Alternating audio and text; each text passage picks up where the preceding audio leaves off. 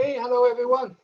We are in module 2, right? Module 2, as a manager, we need an understanding of the environment. Remember in the chapter 4, we have talked about the organizational environments, right? So there are like the general environments, the task environments, and then the internal environments. My favorite topic is the task. The economics environment. Treat this as part of the chapter 5. So chapter 5 talk about the competitive environment, but I want to take this opportunity to review, all right, to review economics. Let's take a quick look. You might be curious why, right? When we talk about the general environment, you probably notice this is the economic environment. So, but usually I would say this is more like this macroeconomic situation, GDP growth, right? Whether it's a recession, not yet. But the inflation, so this is, how this macroeconomic situation will affect business or operation, right? But on the other side, there are more important things. Also to take a close look how this will affect our business, or make it more strict, how it will affect the market, right?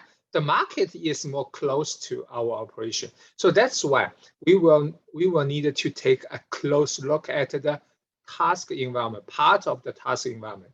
Although I call this as a review, but we will somehow focus on the customer, the competitor, the supply, and then we will review internally the production decision. As you can see, I put the A because I treat it as an appendix. Let me call this one chapter to cover 1/3 of my macroeconomics, okay? So we will go through the consumer demand, and then once we have the demand curve, we will talk about the elasticities.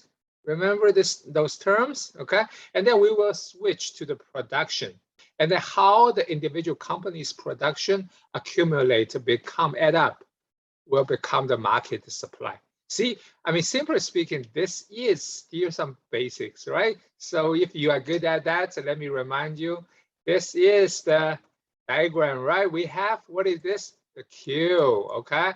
And then what is this? This is the P, okay? For your company or for the market, this is the demand, okay? This is the supply, B and S. That is very straightforward, right? Actually, no. This is a very basic one. So downward sloping demand curve, upward sloping supply curve. You're right. As the first-line manager, you probably don't care, right? But as the middle manager, or if you want to promote to be the middle manager, this is for you to climb the ladder, okay? I would say, hey, big general environment, the direct or the task environment, and then the internal. Once your responsibility enlarged, that also means your focus, your attention should be paid to the big environment. We will quickly go through this, let's say that the first, as I said, the demand, right? So we will talk about, start from this individual demand. Somehow we needed to make it more accurate. This is the consumption. We have the constraint, we have the, let's say, limited resource. Usually we use like money, right, or income, and then we spend those money on the products or the service, okay? The idea behind that, or the principles behind that, is the maximizing the satisfaction, or we call maximize max utility. If you remember, I like to call this utility, but somehow people feel a little not that clear, right? What is utility? Satisfaction. Also not 100%, but satisfaction.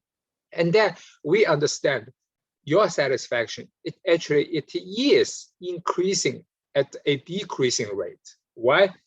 Thinking about when you are hungry, I always say, hey, you eat the first hamburger, great, right? It gives you big satisfaction.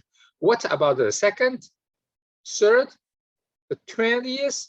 So I don't think this is the positive, utility or positive, let's say, satisfaction, right? Actually, somehow increasing, but increasing at the beginning, but then quickly decreasing. That means marginal utility. usually we would say MU, okay? The marginal utility actually is decreasing. Additional consumption of the product will give you less satisfaction. Another, let's say, we say the constraint, okay? So you want to consume, but also you needed to consider the constraint. What constraint? Budget constraint.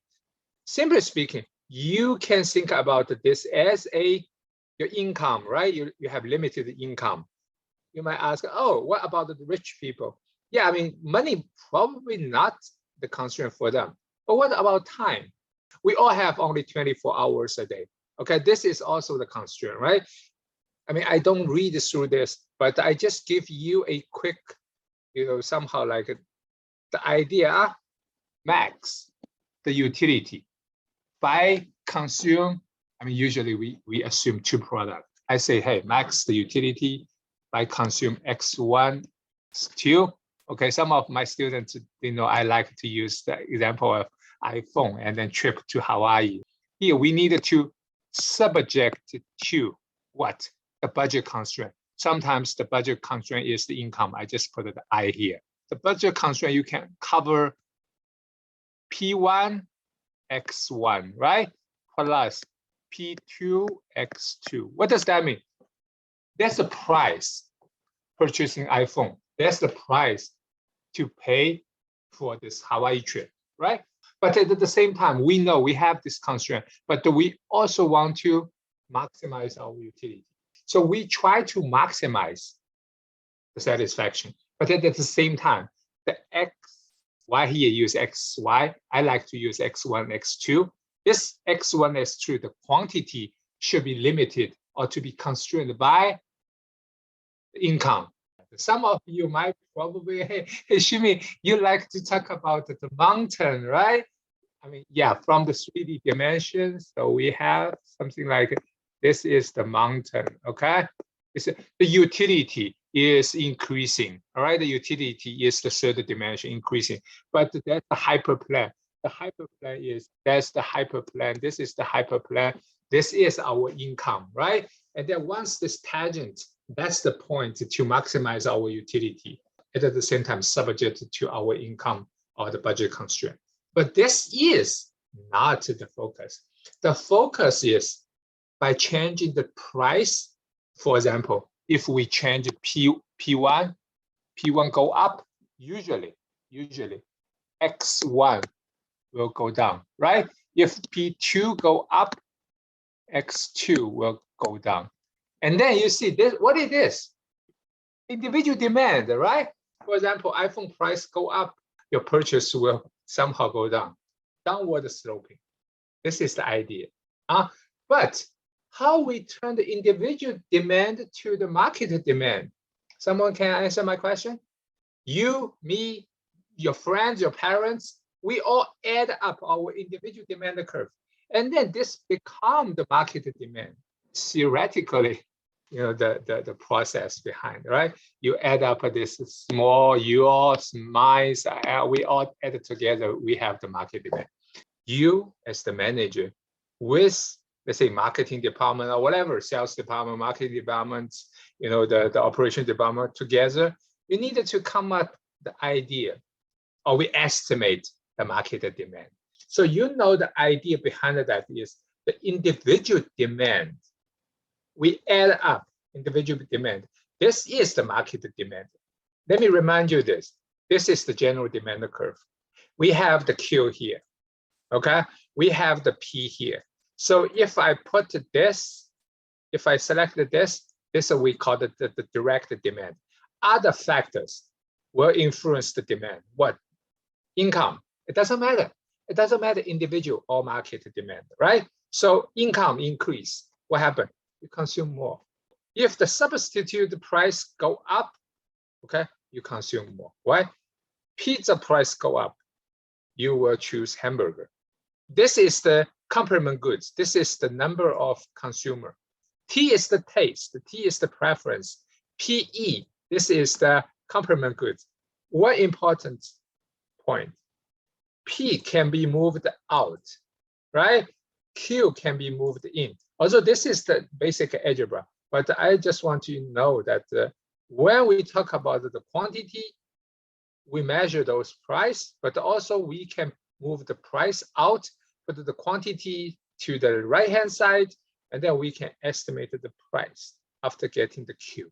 No matter how this function look like, the downward sloping, that demand curve stay the same.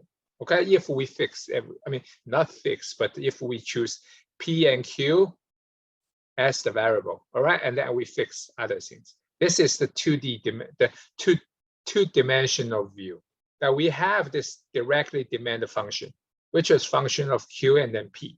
Also, this can be the inverse, right? I move P out to Q in, this is inverse. Where are other variables? Where are other factors? We assume they are fixed, right? Ceteris paribus, any of you still remember the microeconomics, right? Actually, economics, you want to be the manager, or you are already the manager, right? You guys are already the managers. How come you don't understand? You should explain to me instead of I explain that to you again, okay?